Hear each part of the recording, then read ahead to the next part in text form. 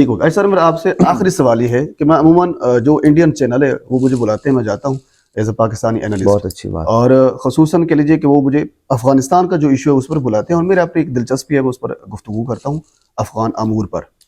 پاکستان کی میرے خیال میں تقریباً کوئی 95% جو کمیونٹی ہے وہ اس چیز کو سمجھتی نہیں ہے. دو لفظ استعمال ہوتے ہیں, ٹیلی ویژن پر خبر آتی ہے کہ تحریک طالبان پاکستان نے حملے کی ذمہ داری قبول کر لی, فلاں فلاں ہو گیا.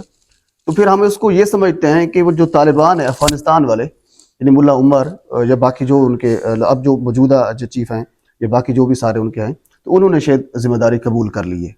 تو یہ تھوڑا سا اس کو فرق یہ بتا دیں کہ تحریک طالبان پاکستان اور تحریک طالبان افغانستان میں کیا فرق ہے؟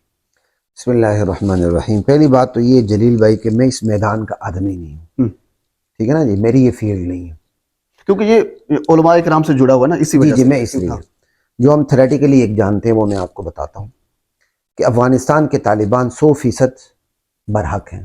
انہوں نے اپنے ہاں جو کام کیا ہے وہ بہت اچھا کیا. اللہ تعالیٰ ہمیں ان کی اچھی باتوں سے انسپائر ہونے کی توفیق عطا فرمائے, صرف تھیوریٹیکلی نہیں پریکٹیکلی بھی. جہاں تک بات ہے پاکستان کے اندر, آپ چاہے ٹی ٹی پی کو لے لیں, کسی کو لے لیں, میں اس پہ کمنٹس دینے کے لیے تیار نہیں ہوں. ان مسائل کو پاکستانی فوج بہت اچھا جانتی ہے. درست, بالکل ٹھیک ہے نا جی. تو میں یہ کہتا ہوں کہ اگر خدا نخواستہ ٹی ٹی پی نے کوئی ایسا معصوم لوگوں پر حملہ کر کے ان کی جانوں کو لیا ہے تو بہت غلط کیا ہے, ٹھیک ہے نا جی, کیونکہ مجھے کوئی پتہ نہیں ہے, لیکن اسلام کے نام پر معصوموں کی جانیں لینا غلط ہے. صحیح, ٹھیک ہے.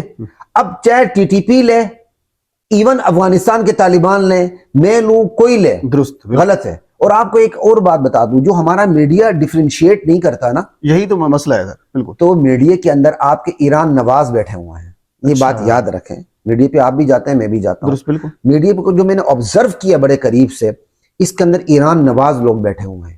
یہ ہمیشہ پروپیگنڈے سے زیادہ کام لیتے ہیں, پروپیگنڈا ان کے اندر بہت زیادہ ہے. تو یہ اور عوام بھی اپنے دو پیٹ کے, اس کو 2 روٹی کے لالے پڑے ہوئے ہیں اسپیشل آج کے دنوں میں, وہ بھی ڈیفرینشیٹ کرنے کے لیے تیار نہیں ہوتی. وہ ہر ایک کوئی طالبان کہہ دیتی, یار یہ غلط ہے, ایسا نہ کہیں. ٹھیک ہے نا جی. تو جہاں تک بات ہے کہ مسلح افواج کے ساتھ, پاکستان افواج کے ساتھ کوئی آ کے دو بدو لڑتا ہے, مقابلہ کرتا ہے اور ان پر بم حملے کرتا ہے, ان کے لیے بارودین سرنگیں بچھاتا ہے, تو ہم اس کی حمایت کرنے کے لیے تیار ہی نہیں. ہم کسی طرح بھی اپنی فوج جو اسلام کی فوج ہے بالکل نہیں چاہتے کہ اس کے مقابلے میں کوئی آ جائے. بڑی کلیئر کٹ بات کر رہا ہوں, لیکن اگلی بات بھی کر رہا ہوں, اپنی فوج سے بھی ہمیں توقع ہے. خدا کے لیے پرویز مشرف کی پالیسی کے کوئی جز آپ کے اندر رہتا ہے تو اس سے توبہ کر لیں. ٹھیک ہے. اس ملک میں پرویز مشرف جو اب چلا گیا اس دنیا سے اور اللہ کی عدالت میں پہنچ چکا ہے, اس نے وہاں اپنا حساب کتاب دینا ہے, اس کی پالیسی نہیں چل سکتی. یہ مشاہدہ ہے, یہ آبزرویشن, یہ مشاہدہ ہے. ٹھیک ہے نا. دیکھ کھلی آنکھوں کے ساتھ, اس پہ کوئی دلیل دینے کی ضرورت نہیں ہے. ایسے ہی آسمان اوپر ہے, زمین نیچے. اس ملک میں اگر کسی جرنیل کی پالیسی چل سکتی ہے, وہ شہید جنرل ضیاء الحق کی پالیسی ہے. صحیح ہو گیا. ٹھیک ہے. آپ دیکھیں روس کے ساتھ ہم نے اتنی سپر پاور کے ساتھ, کچھ لوگ تو یہ کہتے ہیں کہ جو دہشت گردی ہے وہ بھی ساری ضیاء الحق. نہیں, کہاں سے آئی, کس نے کی؟ آپ اس دور میں دیکھ لیں کتنے دھماکے ہوئے پاکستان میں.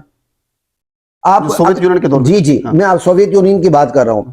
ہمارے ہمسائے میں بیٹھا ہوا روس, ہماری فوج نے اتنی بڑی ٹکر لی, ہماری ISI بنی, ہم نے اسی دور کے اندر ایٹم بم بنایا.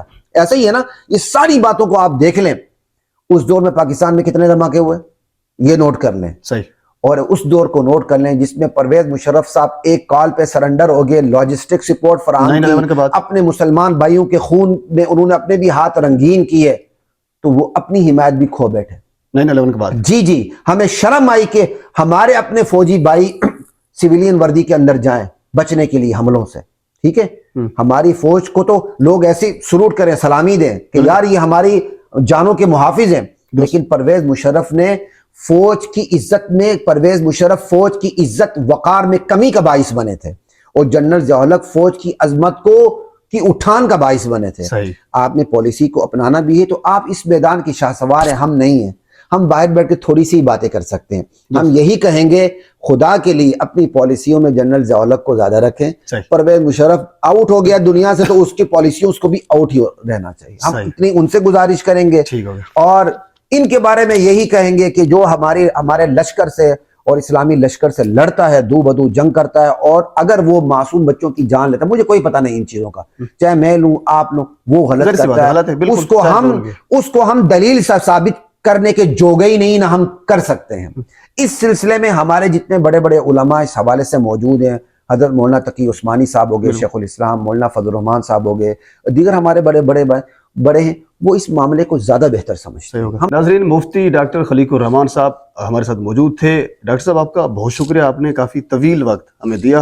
اور ناظرین، جو بھی سوالات میرے ذہن میں تھے یا جو سوالات میرے دوست احباب نے مجھے دیے تھے، میں مفتی صاحب کے سامنے وہ رکھ چکا ہوں، اور مفتی صاحب اس پر ایک مدلل گفتگو کر چکے ہیں، اور بڑے زبردست طریقے سے ان تمام سوالاتوں کے تمام جوابات جو ہے بڑے زبردست طریقے سے دیے ہیں۔ تو فی الحال اتنا ہی، انشاءاللہ آپ سے نیکسٹ ویڈیو میں آپ سے ملاقات ہوگی۔ اللہ حافظ۔